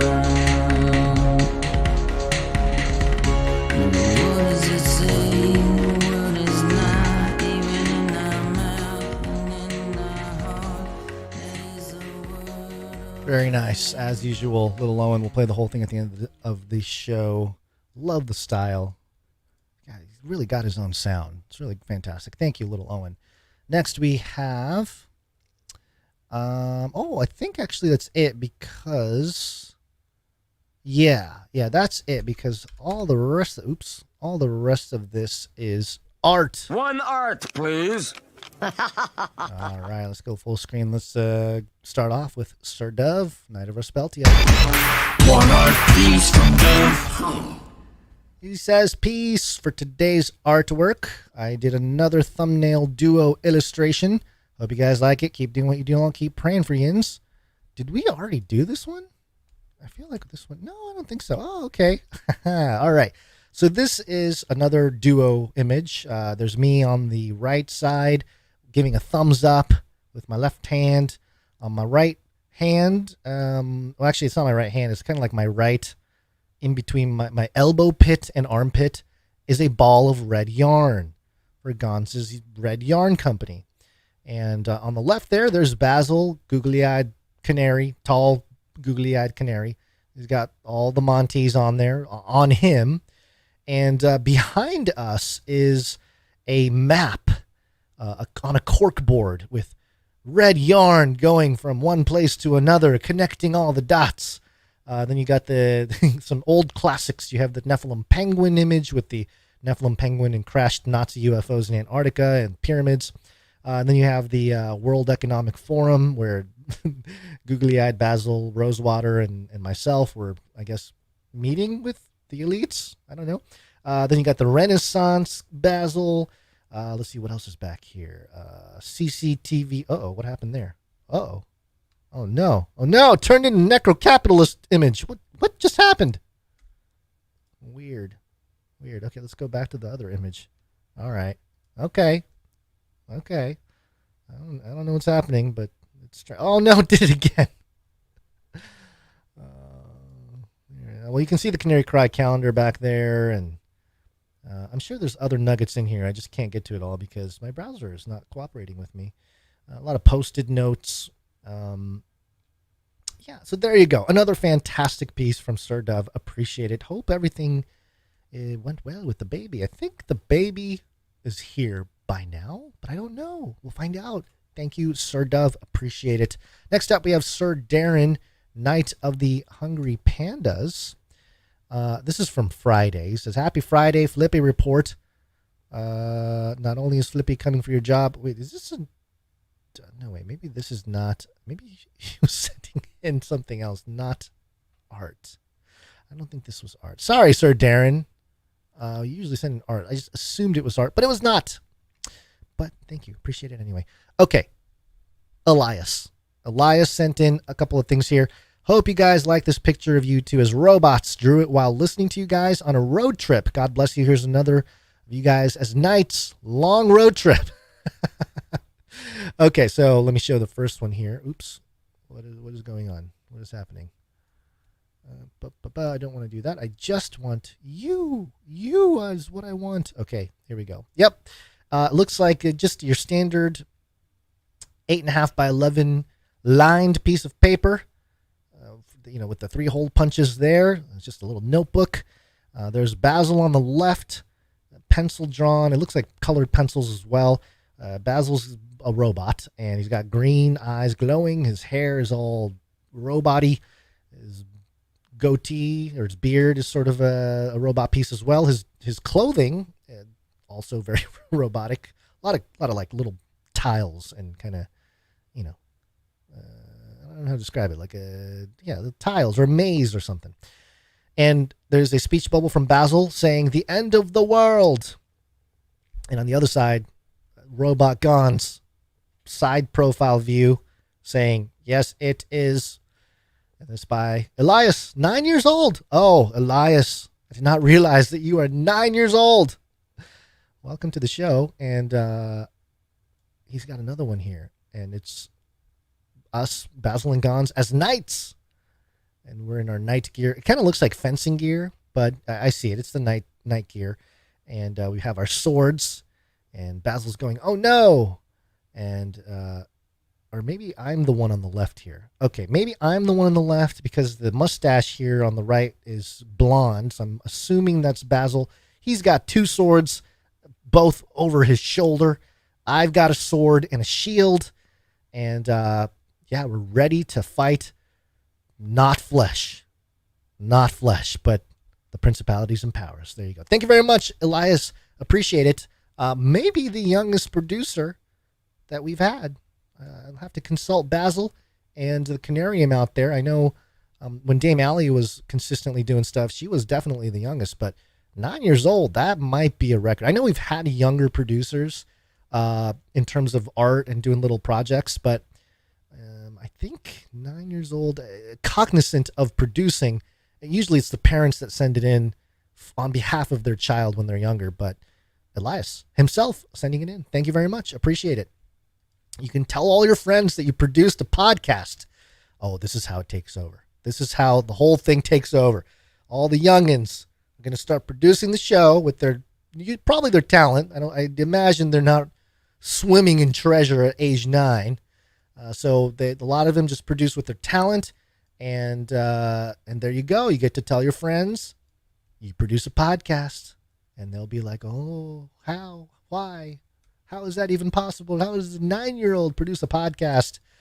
And then people check it out, and what they will receive is strange, yelling Asian man and a man in VR headset, anonymous white man in VR headset screaming about robots. All right. Thank you very much. Appreciate it. Okay. Always a game time decision when it comes to microfiction, because it really is kind of a Basil or me and Basil operation. It's not something that I don't know. I'm not sure if it does justice if it's just me doing it. So maybe I will save these for next episode. So Wrong Smash and Stefan S., who sent them in for today. We're going to push this to next episode, if that's okay with you. And that way we'll have the voice, the deep, resonating tones of Basil Rosewater to deliver the lines and not crazy Asian man. Okay, that does it for the producers, I believe. Thank you for your treasure. Thank you for your talent.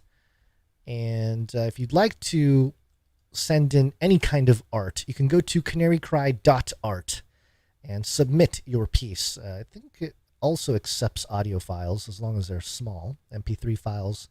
So go ahead and do that. Go check it out, canarycry.art. You can also go to canarycry.report if you'd like to send in any articles that you think would fit the show, and we'll consider it. And, the hit rate on the articles being sent in has not been terribly high, and it's not the fault of the people sending it in. The stories have been actually very informative and fantastic. But what tends to happen is that the show is only so long, and we have to be very careful. We're not in quarantine anymore. We don't have like 5 hours to just do the show, which was great at the time. We just don't have the time right now to do that. It just takes, the preparation and everything. So we have to stick to a quota, a certain number of articles, and I stretch it. I'm usually the one stretching that. We'll have a topic on AI, and I'll be like, oh, I got like 5 links. and look, it's all part of the story, the narrative. We're going to do. But Basil will be like, it's better to just stick to one story, and because then it gets long-winded and whatnot. And he's right. I just want to provide as much resources as possible. So that's where my approach comes from. But we work with each other to try to distill it down. And sometimes the submitted articles are either repeats of stories we've done or are not. I don't know. There is no official thing where we oh, that story is not a thing. But it's just trying to figure out which stories work with the theme of the episode and things of that nature. So in between shows, we are constantly looking at stories. We're constantly looking at themes that pop up. And so part of what I look at anyway to gather my stories is what people are submitting, the links that they're submitting. So please go ahead and consider doing that if you want to produce the show in that way. Again, that's canarycry.report. Okay. One last story here, and it's a fun one, and Basil really wanted to do this one. But that's what you get for traveling the Necroverse. Ooh, did I just come up with a new... Okay. It's not the Metaverse. Or there is a Metaverse, okay? But there's also a Necroverse. Don't think anybody wants to go to the Necroverse, but I tried to stop him. I tried to tell him, hey, man, Jesus died. He went down there. He already declared victory. I don't know why you want to go down there, but anyway, that's he's not really anywhere too dangerous. But let me find the jingle because it was a last minute change and the jingles weren't set up. But here we go. I love this. NewYorkPost.com headline: Treasury Secretary Janet Yellen dined on psychedelic mushrooms in China. Report. I don't even know anymore. Are we living? What is this? What show? I'm entertained. I'll tell you that. If people ask the question, are you not entertained? Yeah, I'm entertained. What a trip. Magic mushrooms may have been to blame for Treasury Secretary Janet Yellen's mortifying bow before a Chinese official last week. I think I missed the mortifying bow. What is she? Hold on, let me see here. U.S. Secretary Treasury Janet Yellen commits embarrassing bow during Beijing visit. Never, ever, ever. What did she do? What did she look at him? What happened? What is this? What is this embarrassing bow? Okay, hold on. They're showing it. Hold on. Okay, so they're shaking. Okay, so U.S. China must complete for blah blah blah blah blah. We know that. All right, come on, play video. Sorry, this is bad radio, but the thing is that it? Okay, so they're doing the photo op. They're shaking hands and they're sort of doing the thing. It doesn't seem like there's anything horrendous, unless that was it at the top. Oh my goodness. Okay, for those of you just listening, again, it's like a photo op where the two politicians meet in like a hallway, like a large hotel or whatever, embassy or whatever they're at. And the gentleman, that's not G. I don't know who that is. Maybe the article says it.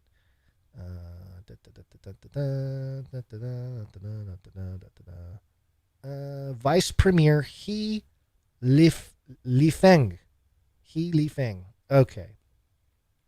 So she's shaking his hand and she kind of leans forward. I wouldn't even call it a bow. She kind of just leans into the handshake. But apparently you're not supposed to do that because and she kind of bouncing up and down, and then you see like a PR person come stop her. So okay, all right. I didn't know about this, but apparently Janet Yellen broke some kind of Chinese custom or something like that. Maybe she was tripping on shrooms, man. Yellen, 76, gobbled 4 portions of Zhan Shao King, a type of wild mushroom, when she dropped in at a casual Beijing restaurant soon after she arrived there on July 6th. Chinese state media reported in an effusive story that took care to praise the secretary's chopstick skills. But the funky fungi are known in its native province in Yunnan for their unpredictable psychedelic effects, CNN reported. Quote, "You thought you were walking straight, but you just fell sideways," one gourmand told the Xinhua State News Agency in a report about the shrooms' potential powers, published only after Yellen departed. Quote, I have another friend who mistakenly ate them and hallucinated for 3 days. 3 days? How much did they eat? Dr. Peter Mortimer, professor at Kunming Institute of Botany, told CNN. Okay, full transparency, of course, I've talked about this before. College, I've eaten plenty of mushrooms in college. This is a college thing. And in my experiences with psilocybin, I had good times, I had bad times, and those largely depend on environment and the people around you and all that kind of stuff. But there are the bad ones are bad because you want it to end. You want the thing to stop, like your brain works, and it's not a good feeling. But to have that for 3 days is I don't even believe it. It's something else. It's not your typical psilocybin. It's got to be something way stronger if they're tripping out for 3 days. Okay. Continue on here. They got some lovely mushroom dishes here. I don't think that's what they look like, but okay. Yellen's stop at an outlet of the Yizhuao Yi Wang restaurant chain. The name means in and out in English. Oh, ripping off the In-N-Out burger chain out there in China, but instead of burgers, they're handing out magic mushrooms. Sparked a flurry of posts on the Chinese social media network Weibo, and a deluge of reservations, staffers said. I'm glad Janet Yellen is at the center of local restaurant marketing. This is great. Quote, it was an extremely magical day, the restaurant said of the secretary's visit.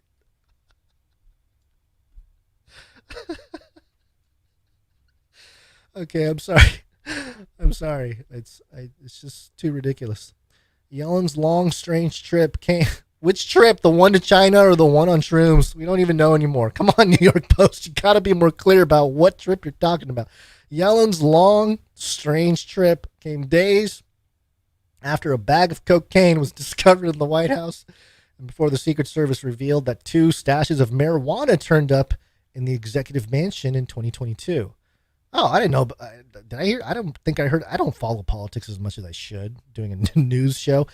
I missed that one. But again, I don't know.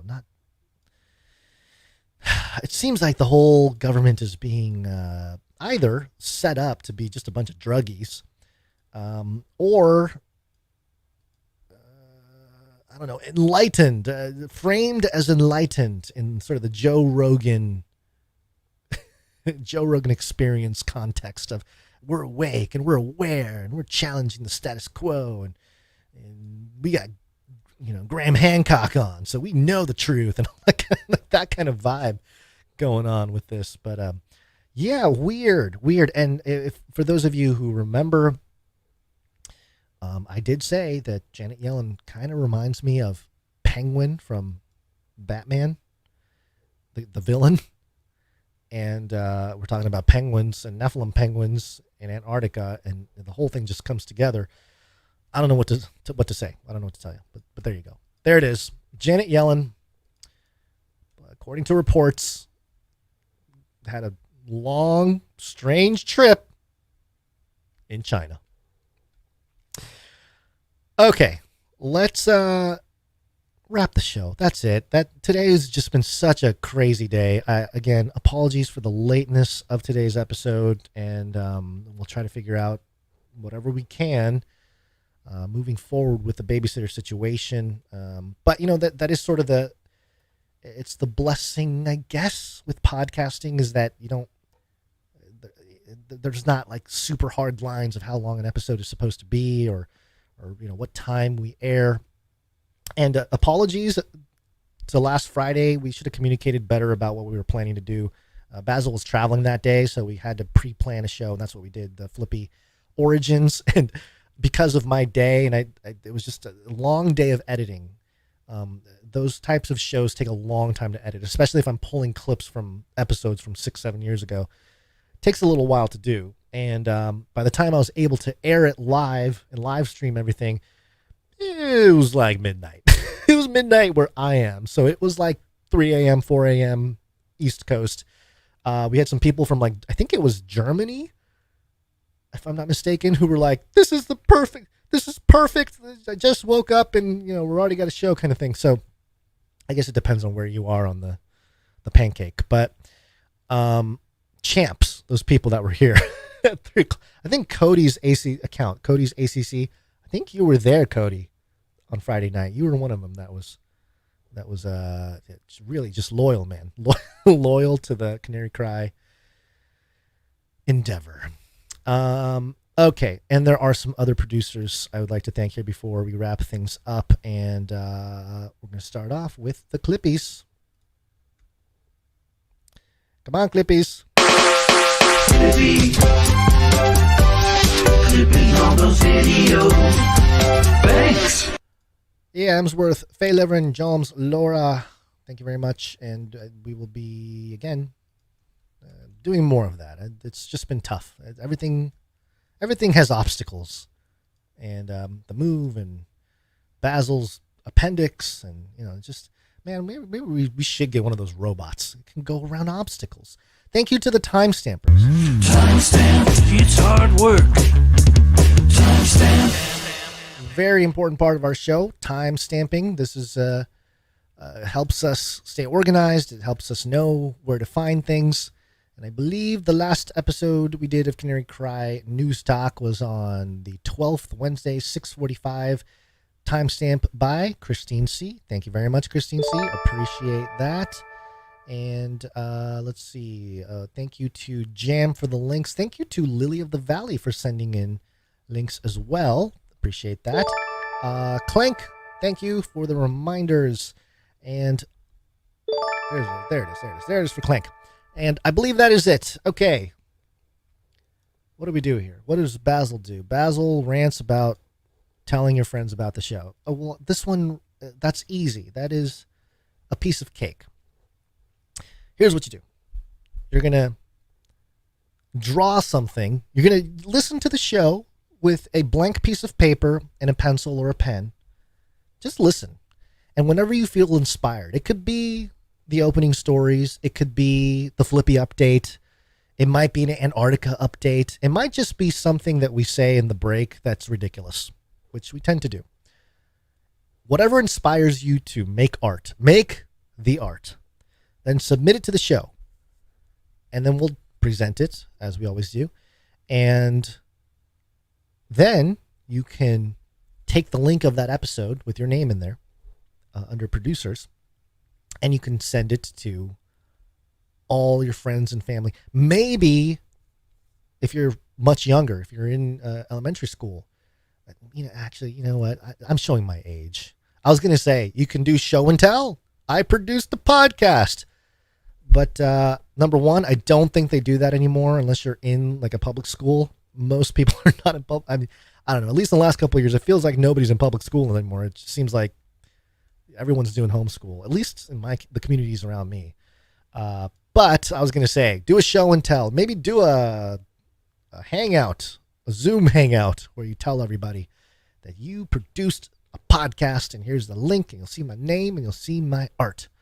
And then you can put it on your resume, and it'll be with you forever. So that's a great way to tell people about the show, is to tell them that you produced it. And that goes for all of you out there, whether you're supporting with your time, talent, or treasure. You can boast about it to friends, family, and raise curiosity at the very least about what we do here and what we stand for. Okay. But if you don't want to do that, well, actually do that. I recommend everybody at least tries it in one way or another. Because the only other way to do it is to walk up to people, random people, not people you know, random people. You grab them by the cage, whatever that may be. It could be their jacket, could be their, I was about to say children, but don't do that. Don't grab their children. Bad joke. But you grab them by the cage, and then you shake. The end of the world occurred pretty much as we had predicted. I want to shake things up, stir up some controversy, rattle a few cages. Hey, stop that! You'll never silence me. I'm the last angry man, a crusader for the little guy. Leave the bird alone. Never. Rattle a few cages. Rattle a few cages. The human race will have every opportunity to improve. And if they don't? Ask Noah. All right. Do I have any last words? Nope. We'll see you Wednesday. Stay watchful. God bless. And remember to think outside the cage. And Basil will be back. You know, he just, if you caught the episode halfway through, he was here. He left me. He chose food over all of us. But you know, sometimes that's how it goes. All right. Have a fantastic night, everybody. God bless. Think outside the cage.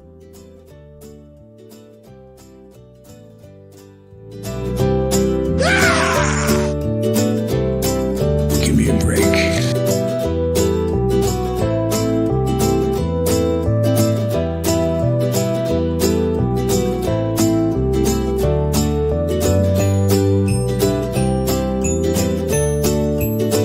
This is not about freedom or personal choice.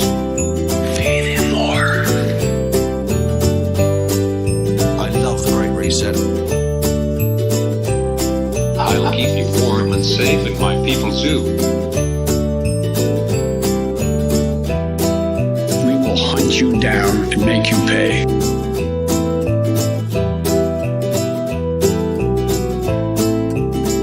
I've ordered more pills than anyone in the world. Remember, reality is an illusion. The universe is a hologram. Buy gold. Buy!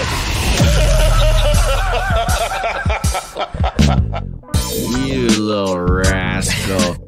I am so hot. You're so hot. I'm...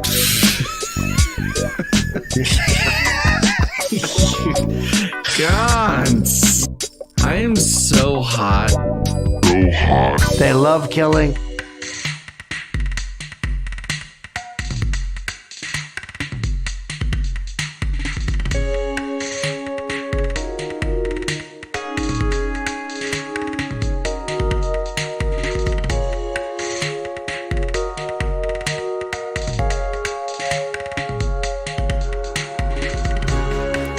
Righteousness that is of faith speaks on his wise. Don't say in your heart, you shall ascend into heaven.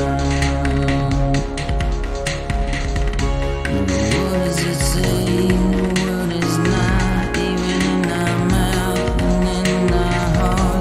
That is a word of faith which we preach.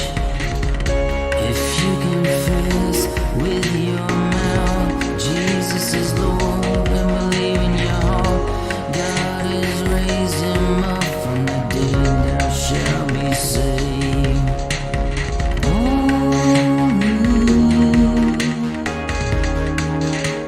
Call on the name of the Lord and be saved forevermore.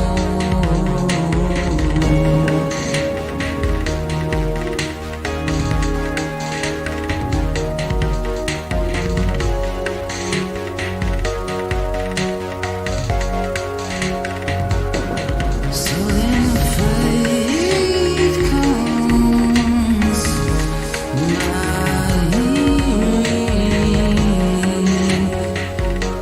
and hearing the word of God.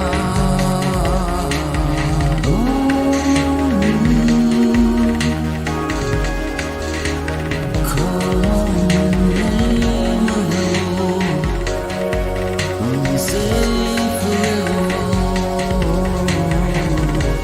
So then faith comes by hearing, hearing the word of God.